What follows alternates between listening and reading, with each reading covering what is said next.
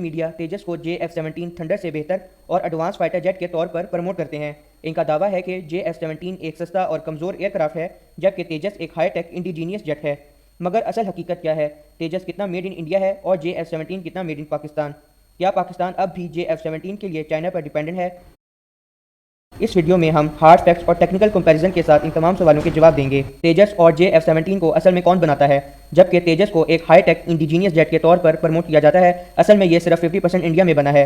इसके काफ़ी important component foreign sources से लिए गए हैं। मिसाल के तौर पर इंजन जनरल इलेक्ट्रिक का F404 USA से लिया गया है। रडार ELM-2052 इसराइल से लिए गए हैं। Ejection seats Martin Bakers UK की ली गई हैं। Avionics and components France, Israel, UK और रशिया से ली गई हैं। फाइनल असेंबली हिंदुस्तान एरोनॉटिक्स लिमिटेड हाल में होती है।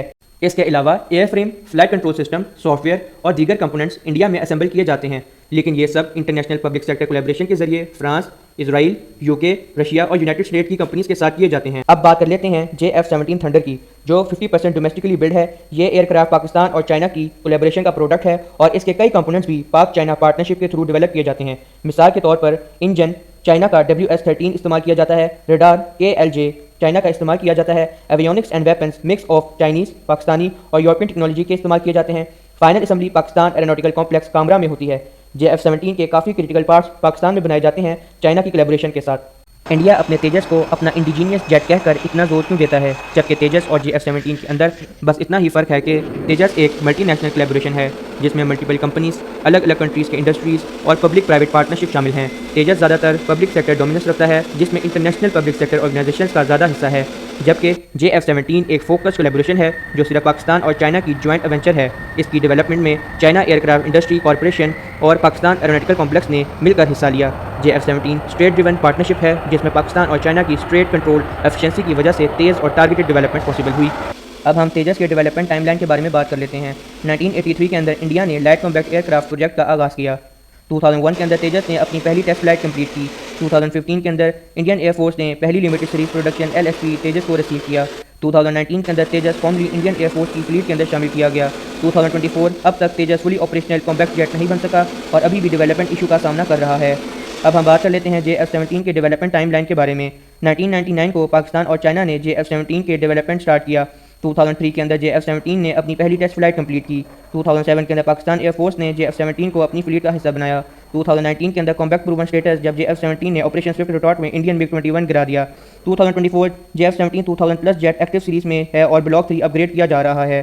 चाइना के पास ब्लॉक बिल्डिंग टेक्नोलॉजी नहीं थी जो पाकिस्तान ने दी। पाकिस्तान ने JF-17 के डेवलपमेंट के दौरान एक modular block based aircraft manufacturing system China को प्रेजेंट किया। यह सिस्टम इस्तेमाल करके नए एयरक्राफ्ट मॉडल्स को आसानी से अपग्रेड या मॉडिफाई किया जा सकता है बिना नए एयरक्राफ्ट डिज़ाइन किए। मिसाल के तौर पर F-16 दुनिया के एक पुराना फाइटर जेट है, लेकिन ब्लॉक सिस्टम की वजह से आज भी मॉडर्न और रेलिवेंट है।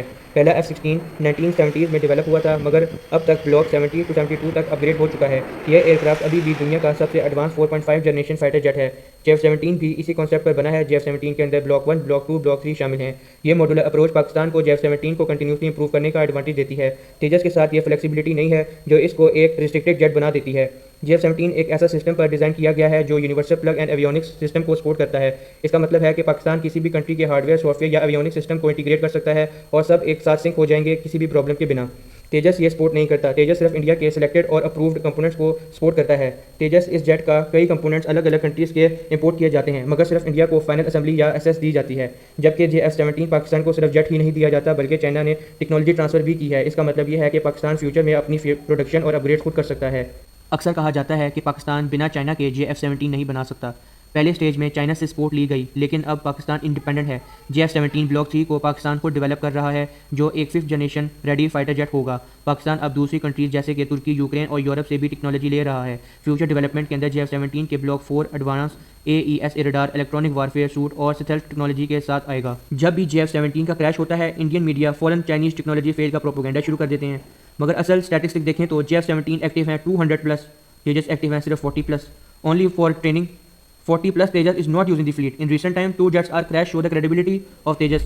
Tejas was hacked by China. Recent reports में चाइना ने इंडियन तेजस के सॉफ्टवेयर को हैक कर लिया। ये साइबर हैक तेजस की सिक्योरिटी और एवियोनिक्स फ्लॉस को एक्सपोज कर देता है। अगर एक कॉम्बैट जेट का सिस्टम हैक हो सकता है तो इसका क्या फ़ायदा? JF-17 के साथ ऐसा कभी नहीं हुआ क्योंकि इसके सॉफ्टवेयर और एवियोनिक्स सिक्योरिटी स्ट्रॉन्ग है। JF-17 एक कॉम्बैट प्रूवन फाइटर जेट है, जबकि तेजस एक ट्रेनिंग जेट है। पाकिस्तान अपने JF-17 को रियल बैटल्स और एयरफोर्स ऑपरेशंस में यूज़ करता है। 2019 के अंदर ऑपरेशन स्विफ्ट रिटॉर्ट के अंदर JF-17 ने इंडियन MiG-21 को मार गिराया। JF-17 फ्रंट लाइन डिफेंस और स्ट्राइक मिशन के लिए इस्तेमाल किया जाता है, जबकि तेजस सिर्फ इंडियन एयरफोर्स के पायलट को ट्रेनिंग के लिए यूज़ होता है। इंडियन एयरफोर्स ने तेजस को रियल कॉम्बैट के लिए भी चूज़ नहीं किया। अगर एक जेट सिर्फ एयरफोर्स के ट्रेनिंग के लिए इस्तेमाल हो तो उसका क्या मतलब है कि तेजस का JF-17 से मुकाबला ही नहीं बनता। कतर एयरफोर्स ने एक एडवांस स्टिमुलेशन बैटल अरेंज की, जिसमें पाकिस्तान एयरफोर्स ने JF-17 थंडर के साथ पार्टिसिपेट किया। JF-17 का मुकाबला फ्रेंच के राफेल जेट के साथ हुआ। टोटल 9 स्टिमुलेटेड बैटल्स हुई। पाकिस्तान एयरफोर्स का विन रेशियो 9-0 रहा। ये शो करता है कि JF-17 एक एडवांस डॉग फाइट और बियॉन्ड विजुअल रेंज कॉम्पैक्ट में भी एफिशिएंट है। इंडिया के राफेल भी इसी लेवल के हैं, मगर अगर JF-17 राफेल के अगेंस्ट परफॉर्म कर सकता है तो तेजस कैसे कम्पीट करेगा। सऊदी अरब में JF-17 ने लॉन्ग रेंज कैपेबिलिटीज़ को शो किया। JF-17 ने पाकिस्तान से सऊदी अरब तक लॉन्ग डिस्टेंस फ्लाइट की और सक्सेसफुली लैंडिंग की।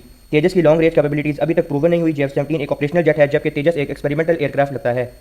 JF-17 कॉस्ट इफेक्टिव और कॉम्पैक्ट प्रूवन है। JF-17 plug and play universal avionics use करता है, जो किसी भी कंट्री की टेक्नोलॉजी को इजीली इंटीग्रेट कर सकता है। तेजस रिस्ट्रिक्टेड और ओवर एक्सपेंसिव है और सिर्फ इंडिया ही इसको यूज़ कर रहा है।